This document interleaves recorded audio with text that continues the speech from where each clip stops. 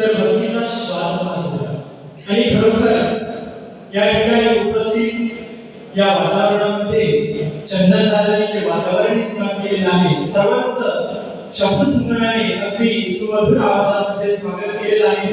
तरी सर्वांनी मिळून चंदन दादांचं एकदा जोरदार टाळ्या.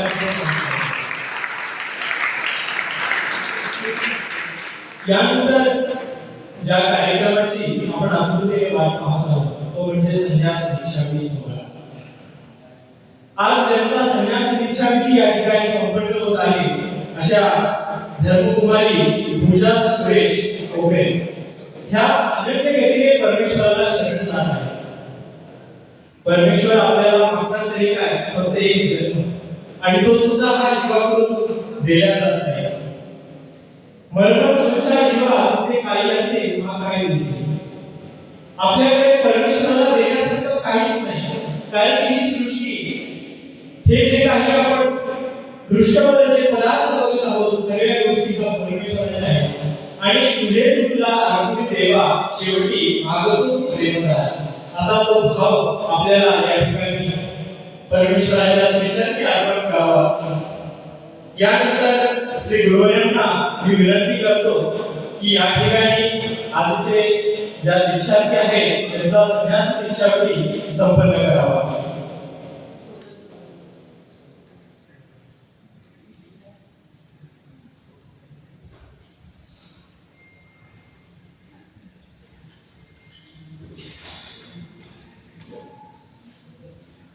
या ठिकाणी धर्मकुमारी पूजा सुरेश ढोकरे ह्या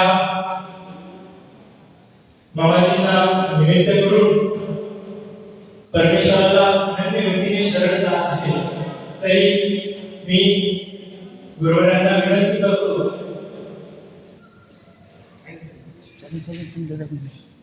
तर या ठिकाणी दीक्षामंत्र घेण्याकरता मी विनंती करतो धर्मकुमारी इशिताताई पंचायत.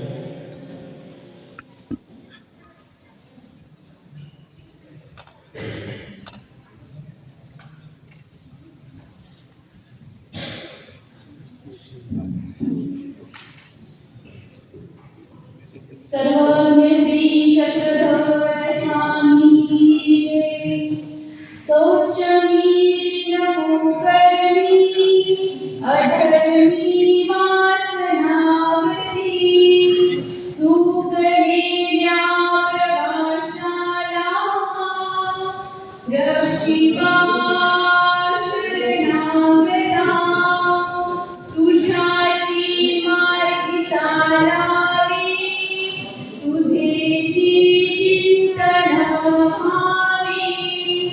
संन्यास साधण्यासाठी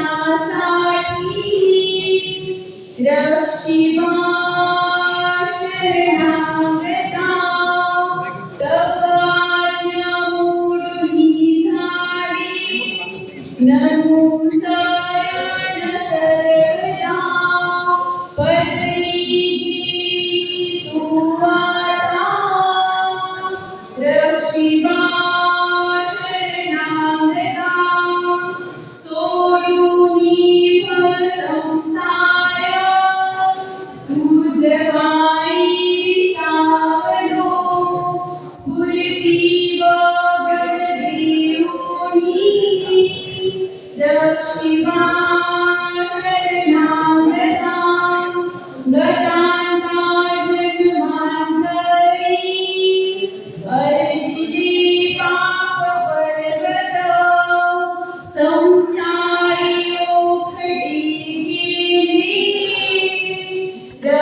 Shiva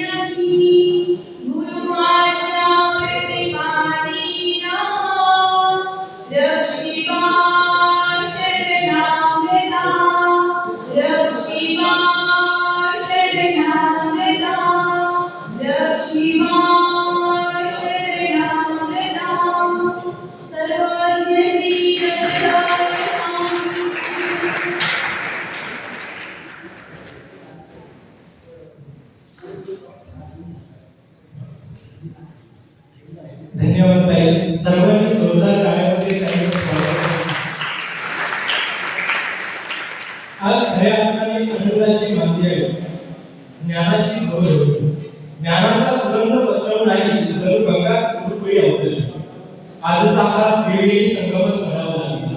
एकीकडे श्री पंचावतार उपहार सोहळा, एकीकडे ज्ञानार्जन सोहळा आणि एकीकडे ईश्वरानुसरण सोहळा असा हा त्रिवेणी संगम. एकीकडे पंचावतार उपहार महोत्सव, परमेश्वराचं पूजन आणि परमेश्वराचे साधन असलेल्या त्या ज्ञानियाचं अधिकरणाचं पूजन. नावही किती अलौकिक आहे. उद्विग्न मनाला शांत करणारं, अशांत या साई भावाला शांतीचं रूप देणारं नाव म्हणजे ज्ञानार्जन सोहळा. हा सोहळा घेण्यामागचा एकमेव उद्दिष्ट असावा. ब्रह्मविद्याशास्त्रात खूप सुंदर असा पक्ष आलेला आहे. ज्ञान हा ईश्वरीचा अंश, ज्ञान हा ईश्वरीचा अंश, तो सावयाची फळ होय. आणि असा हा पवित्र अंश ज्याच्या अंतःकरणात अनन्विष वास करतोय, ज्यांच्यामुळे ज्या गुरुवाऱ्याच्या पूजनामुळे आम्हाला अनंत सृष्टीची लागलेली ही काळिमा परमेश्वराकडे जाण्याचा मार्ग सुखकर होईल, याकरिता हा कार्यक्रम, हा सोहळा घेण्याचा उद्देश असावा असं मला तरी नक्की वाटतं. यानंतर आपल्याला ज्यांचे विचार ऐकायचे आहेत, प्रास्ताविकपर अशा दादांना मी विनंती करतो, पूजनीय श्री केशव दादा आपण यावं आणि आपले विचार त्या ठिकाणी व्यक्त करावे.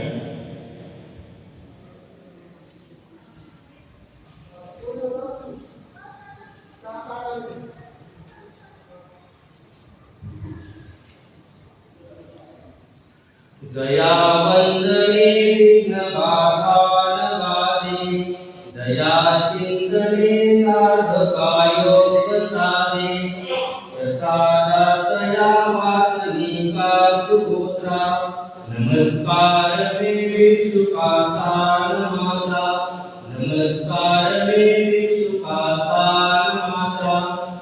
सर्वज्ञ श्री चक्रधर स्वामी की जय. सर्वज्ञ श्री चक्रधर स्वामींच्या असीम कृपेने संपन्न होत असलेला आजचा हा पंचावतार उपहार सोहळा, त्या निमित्ताने आजची ही धर्मसभा आणि या धर्मसभेला अध्यक्ष म्हणून उपस्थित असणारे संवत्सर निवासी आमचे गुरुवर्य श्री मोठे बाबाजी, तसेच ज्ञानदर्शी ज्ञानभास्कर महाराष्ट्र अधिकरण परमपूज्य परमहंस आठस्मरणीय श्री मामाजी, तसेच उपस्थित सर्व संत महंत भिक्षू तपस्वी बालगोपाल सर्वांना माझा दंडवत प्रणाम. महाराष्ट्र अधिकरण केवळ निवासी संवत्सरचे बाबाजी यांच्या अधिकार वाणी व बाबांच्या भावनिका व प्रसन्नतेला पात्र झालेले विपत्रश्री मामाजींच्या प्रयत्नातून संवत्सरी शिक्षण संस्था खूप मोठ्या प्रमाणात बहरत गेली, वाढत गेली. ती महाराष्ट्रातच नव्हे तर संपूर्ण भारतभर जगविख्यात झाली. आज पंथामध्ये मोठमोठ्या पदावर संवत्सरचे विद्यार्थी विराजमान आहेत. त्याचं सर्व श्रेय केवळ श्री मोठे बाबाजी मामाजी यांना आहे आणि तोच वारसा पुढे चालवत असणारे आताचे विद्यमान संवत्सरचे आमचे गुरुवर्य श्री मोठे बाबाजी यांनी श्री मामाजींच्या मार्गदर्शनातून पुढे ही सेवा अखंडपणे चालू ठेवलेली आहे. मी 2010 संवत्सर आलो तेव्हापासून मी संवत्सर पाहत आहे. पूर्वीचा काळ कसा असावा, पूर्वीचा काळ काय मी पाहिला नाही, पण जेव्हा आम्ही बाबाजी श्री मामाजींना पाहतो तर त्यांच्या सानिध्यातून त्यांच्या सहवासातून आम्हाला लक्षात येतं की पूर्वीचा काळ खूपच सुंदर असावा. ते धार्मिक वातावरण मनाला असं मोठं टाकणारं होतं. आणि एक संवत्सरला ज्या आताच्या बाबांच्या काळाचा पाहिला की हॉलमध्ये जे 20 किंवा 25 लोकांचा जो पट्ट्याचा हॉल होता त्यात 50-50 विद्यार्थ्यांचे पट्टे लागले. इतके विद्यार्थी वाढले होते आणि मग आता पुढे जबाबदाऱ्या वाढल्या. प्रत्येक विद्यार्थी कुणाला मार्गसेवा आहे, कुणाला गुरु गुराची सेवा आहे. अशा निमित्ताने नवीन विद्यार्थी येत गेले, जुने विद्यार्थी बाहेर पडत गेले. काळ पुढे चालत राहिला. आता गेलेल्या विद्यार्थ्यांना पुन्हा मार्गामध्ये सर्व एकत्र एका वेळी येऊ शकत नव्हते. मग काही विद्यार्थ्यांच्या मनात असा विचार आला की आपण वर्षातून एक का दिवस आश्रमामध्ये एकत्र यावं, सर्वांशी भेटावं, बोलावं, गुरुकुलाची भेट घ्यावी. पण त्याला कोणत्या तरी अवसराचं स्वरूप दिल्याशिवाय हा सोहळा संपन्न होणार नव्हता. मग त्यांनी गुरुवारी श्री बाबाजींना आपली मनाची इच्छा व्यक्त केली की सर्व विद्यार्थी एकत्र येतील असं आपण काहीतरी करूया. मग बाबांनी त्यांना मार्गदर्शन केलं की आपण काहीतरी अवसर घेऊया की दरवर्षी सर्व विद्यार्थी एकत्र येतील. मग त्यावेळेस आम्ही पंचवतार घेण्याचं विचाराने ठरवलं की दरवर्षी आपण काय करू की जानेवारी महिन्यामध्ये एक पंचवतार आपण घेऊया आणि तो वेगवेगळ्या आश्रमामध्ये घेऊया. त्याचा लाभ असा होईल आपण गेलेले विद्यार्थी सर्व एकत्र येऊ, भेट होईल आणि नवीन मार्गामध्ये नवीन अधिकाराचा आपल्याला भजन पूजन मिळेल. अशा हेतूने हा सोहळा सुरू झाला. आता हा वर्षी आपण संपन्न करत हा तिसरा सोहळा आहे. पहिला सोहळा हा संवत्सरला. प्रथम तर सर्वांचा विचार होता की पहिला सोहळा हा बांबूलाच घ्यावा. मात्र कोणतीही मॅच सुरू होण्याअगोदर ती ट्रायल पण टाकला जातो की कसं होते आपण सगळे काय होते का, म्हणून पहिला पंचवतार आम्ही संवत्सरला घेतला. मग पुन्हा दुसरा पंचवतार जे गेवराईवासी महाराष्ट्रातील परमपूज्य वंदश्री आश्रयाचे बाबा आहेत त्यांची प्रकृती खालीवर होत होती. मग दुसरा पंचवतार त्या ठिकाणी घेण्यात आला. मग आज या ठिकाणी आपल्या सर्वांचा मार्ग आपल्या सर्वांच्या संविधानामध्ये आपण पाहून पंचवतार घेत आहोत. तर आज आपण आनंद वाटतो की जे आज पंचवतामध्ये जे पंचश्रोमणी आहेत श्री मामाजी त्यांच्या आश्रमामध्ये आम्हाला पंचवतार घेण्यात आला.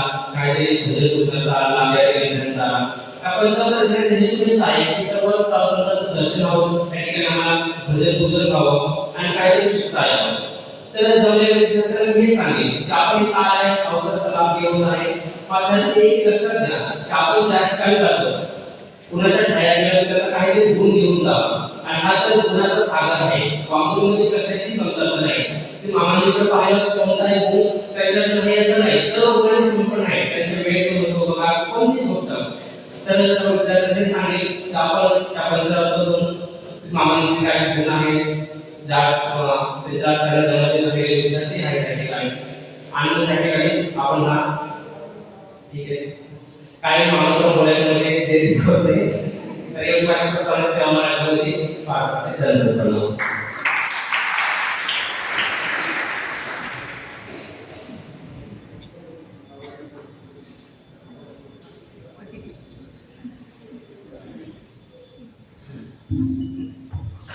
धन्यवाद दादा. खरोखर आपल्या या प्रस्तावित विचारामधून आपण पूर्वस्मृतीला स्पर्श केला. खरं तर संवत्सराला असणारे मामा आम्ही अनुभवलेले, परंतु वयाच्या 65 नंतर मामाजींना आम्ही या ठिकाणी अनुभवले. त्या ठिकाणी अनुभवलेले मामा आम्ही बघितले नाही. मामा खूप वेळेस म्हणतात की तुम्ही एकदा एक सभा आयोजित करा. तुम्ही ऐकलेले मामा, तुम्ही अनुभवलेले मामा, तुम्ही पाहिलेले मामा एकदा तुम्ही सर्वांनी एकत्र येऊन हे आम्हाला सांगा आणि मी येणार नाही, तुम्ही तुमची सभा आयोजित करा. असो खूप सुंदर विचार दादांचं प्रास्ताविक या ठिकाणी संपन्न झालेलं आहे. यानंतर आपल्याला सर्व संवत्सर निवासी जे विद्यार्थी बांधव आहेत त्यांची विनंती होती की आम्हाला यानंतर गुरुवर्यांचे विचार ऐकायचे. म्हणून मी आपला जास्त वेळ न घेता विनंती करतो परमपूजनीय परमादरणीय परमसंधीय ज्ञानभास्कर ज्ञानसूर्य साहित्यदर्शी ब्रह्मविद्या वाचस्पती ब्रह्मविद्येचे माहेरघर साहित्याचे भांडार आचार्य श्री मामाजींना की आपण आपले विचार या ठिकाणी व्यक्त